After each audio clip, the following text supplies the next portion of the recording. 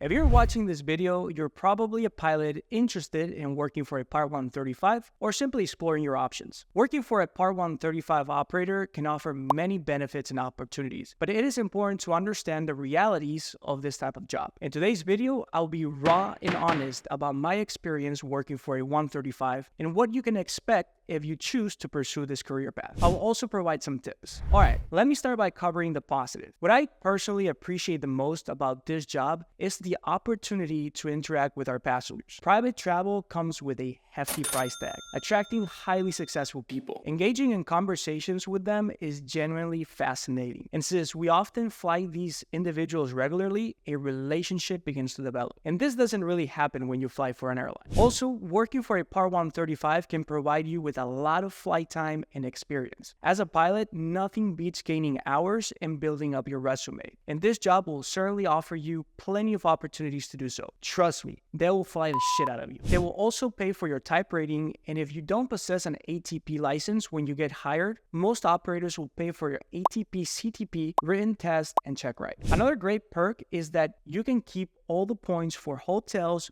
rentals, and flights. This may not seem like a big deal, but trust me, these points can add up, resulting in free or discounted travel for you and your loved ones. One thing that I highly recommend is to look for an operator that provides rental cars. For example, I love going to the gym during my rotation, but I hate going to hotel gyms. And having a rental car allows me to get a break from my routine and travel to the nearest gym, grab some food, and explore the city with my co-pilot. I can't imagine being stuck in a hotel during a long layover without having a car. I would also suggest starting a side hustle. For example, if you get stuck in the middle of nowhere where there's nothing to do, having a side hustle can give you a sense of accomplishment. You don't want to waste your time watching videos on Netflix or on your phone. Use your time wisely. If you need some inspiration, I will include some videos down in the description and up in the cards. But now, let's talk about the not so great aspects of working for a 135. First and foremost, it is crucial to understand that private aviation is highly dynamic, with constant changes that can disrupt schedules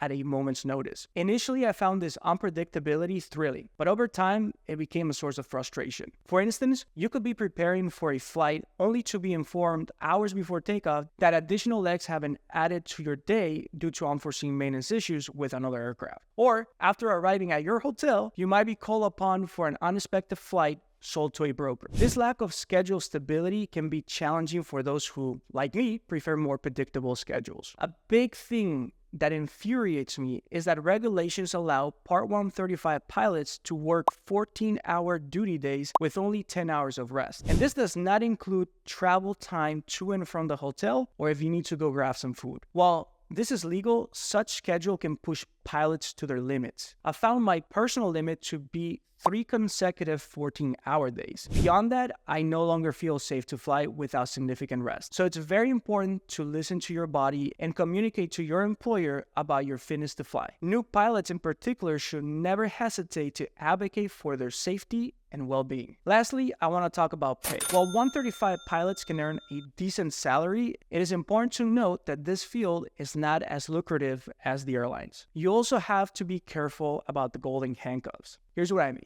The usual starting pay for a 135 first officer is going to be anywhere from $60,000 to $80,000. And depending on how many hours you had when you got hired, you might upgrade to captain within a year, which will increase your salary to anywhere between $120,000 to $150,000 or more. Once you get there, it's not as easy to leave, for example, to the airlines and start from the bottom again, especially if you had lifestyle inflation. So be aware of this. And what I suggest is that once you upgrade, you live like an FO and save the rest. This way, it will be easier for you to go to the airlines, cargo, or any other job where you will experience a drop in income for a couple of years. And this is it for today. If you found this video helpful, I would really appreciate a thumbs up and please subscribe for more content like this. See you in the next one.